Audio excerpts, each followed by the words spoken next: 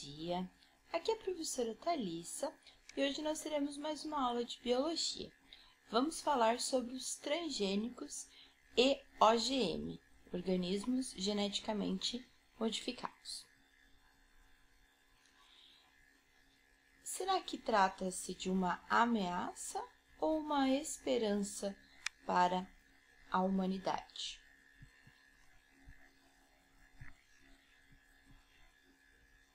Primeiro, o que são transgênicos? Os transgênicos, ou organismos geneticamente modificados, possuem um material genético alterado pelo homem, por um cientista, através da transferência de um gene de uma espécie para outra. Os novos genes sofrem uma espécie de reprogramação, podendo produzir um novo tipo de substância diferente do organismo original. Falando um pouquinho sobre os alimentos transgênicos.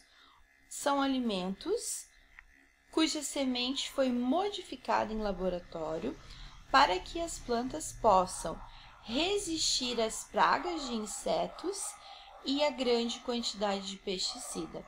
Então, olha só, essas sementes elas são modificadas para que ela suporte ali receber uma grande quantidade de veneno sem acabar morrendo. Porque uma planta normal, uma semente de planta normal, com muito veneno, com muito agrotóxico, ela vai acabar morrendo, Então, eles são mudados geneticamente para suportar mais venenos e aí, obviamente, cheio de agrotóxico, serão resistentes a pragas de insetos. Transgenia é uma técnica que contribui para o melhoramento genético de plantas, visando a produção de alimentos mais nutritivos, fabricação de remédios, medicamentos, fármacos, bem como outros produtos industriais. Então, aqui nós temos um exemplo, de como que essa técnica funciona. Temos o doador, no caso, planta, animal, micro-organismo. Aqui temos a característica desejada, que será introduzido numa variedade comercial que não tinha aquela característica, e aí passa a ter uma nova variedade, sendo que essa característica ali selecionada vai ser expressa, ela vai estar presente, O início da transgenia. A técnica surge em 1973 com a criação da técnica do DNA recombinante, conhecida hoje como engenharia genética, com a produção de insulina, como nós já vimos na última aula, por bactérias modificadas a partir da transferência de um gene de rã para uma bactéria. Então, a primeira experiência eles fizeram com o gene, o DNA de uma rã, que depois foi implantado numa bactéria. Então, nós temos ali o plasmídio, que é o DNA circular. Ele vai ser o vetor, é ele que vai ser transferido. Aqui nós temos o gene de interesse, que é cortado com a mesma enzima de restrição que vai ser usada aqui no DNA circular. Então, a mesma enzima, é feita para cortar aqui o DNA do doador e para cortar aqui o DNA circular da bactéria. São usadas as mesmas enzimas de restrição. E aí ele é introduzido na bactéria, agora já acoplado esse novo DNA. A bactéria, então, com o plasmídio recombinante, passa a se reproduzir e ela vai ela vai produzir a proteína, no caso, relacionada com a insulina, Sobre os primeiros alimentos transgênicos. Nos Estados Unidos, a primeira aprovação de uso comercial de uma planta transgênica ocorreu em 1992, com o lançamento de um tomate que tinha elevada resistência ao armazenamento do Flavio Savur e, posteriormente, a soja Roundup. Então, eles eram resistentes, Eles sobreviveram a uma taxa elevada aí de veneno. Tanto o Flavor quanto o Roundup são venenos usados em larga escala na agricultura. São agrotóxicos, né? 3 gerações de vegetais transgênicos. Primeira geração. As plantas são geneticamente modificadas com características agronômicas resistentes a herbicida, pestes e vírus. Elas foram as primeiras plantas disseminadas nos campos e até hoje compõem o grupo de sementes, sendo os OGMs mais comercializados no mundo. Segunda geração. As plantas cujas características nutricionais foram melhoradas tanto quantitativamente como qualitativamente. São plantas pouco difundidas no mundo, mas muito estudadas em laboratório. Terceira geração. Plantas destinadas à síntese de produtos especiais, como vacinas, hormônios, anticorpos e plásticos. Essas ainda estão em fase de experimentação. Como se produz um transgênico? A biotecnologia é uma ferramenta usada para transferência de características desejáveis entre um organismo e outro. Veja como isso é feito. Então, nós temos aqui, primeira etapa, o rastreamento. Identifica-se uma característica desejada, como, por exemplo, a produção de ômega 3, que ajuda a reduzir problemas cardiovasculares, problemas do coração.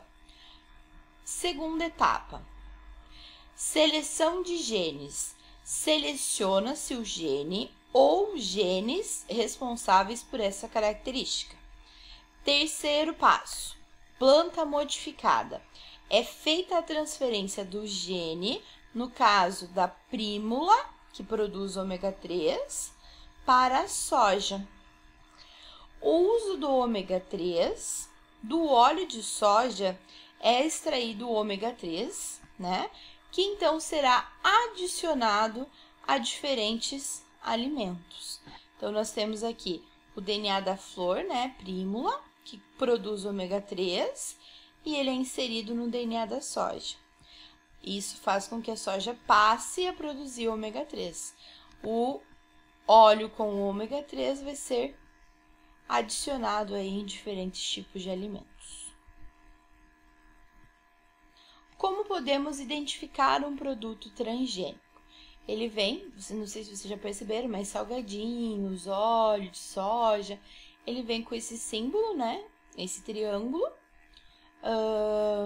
parte interna amarela e o símbolo T para indicar que é um produto transgênico, de origem transgênica.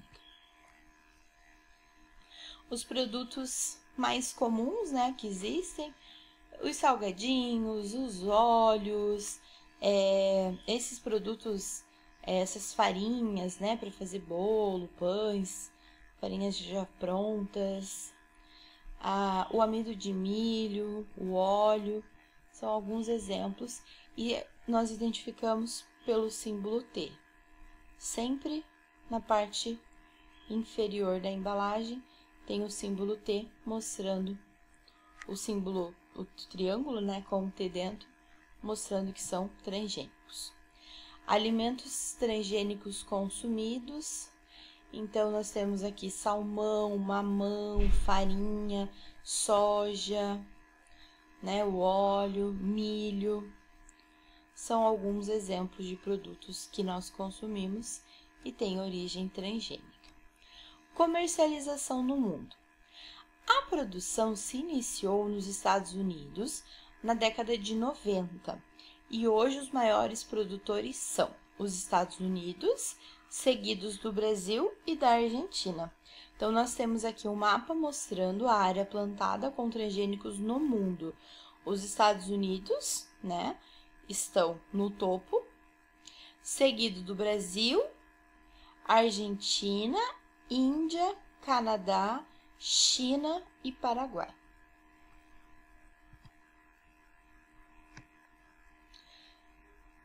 Em relação à comercialização no Brasil, o Brasil tem a segunda maior área de transgênicos, como a gente acabou de ver no mapa, e cresce cada dia mais. Pelo 5º ano consecutivo, o Brasil perde apenas para os Estados Unidos em área de cultivo de transgênicos, com cerca de 26% do total mundial que é usado, né? As principais culturas transgênicas. Os principais produtos transgênicos, ou OGM, comercializados são a soja. Então, é muito difícil você encontrar uma soja que não seja de origem transgênica. 63% no caso vai ser. Milho, que é 19%. Algodão, que é 12%. A canola, que é 5%. E o mamão, batata e abóbora, que é 1%.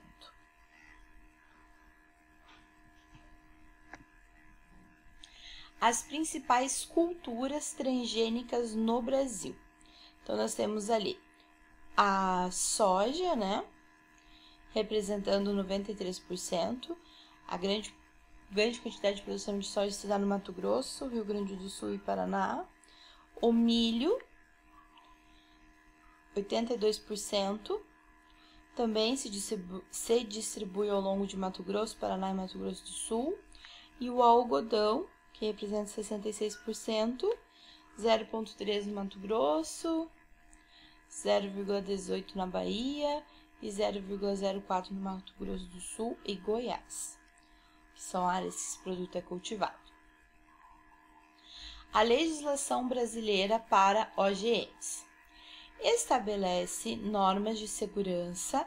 A lei publicada, em 24 de março de 2005, estabelece normas de segurança e mecanismos de fiscalização de atividades que envolvam organismos geneticamente modificados, OGM, e seus derivados, pela Comissão Técnica Nacional de Biossegurança, CTN-Bio, que dispõe sobre a Política Nacional de Biossegurança. Então, nós temos uma política que define quais são as normas de segurança e, por princípio de precaução, esses produtos precisam ser testados, antes de serem introduzidos simplesmente no meio ambiente. O problema é que muitos desses produtos não foram devidamente testados e passaram a ser usados, produzidos em larga escala. Aí podemos ter problema, porque a gente não tem pesquisa o suficiente para mostrar quais são os impactos que essas sementes, que esses produtos, alimentos transgênicos podem ter no ambiente e também para a saúde humana.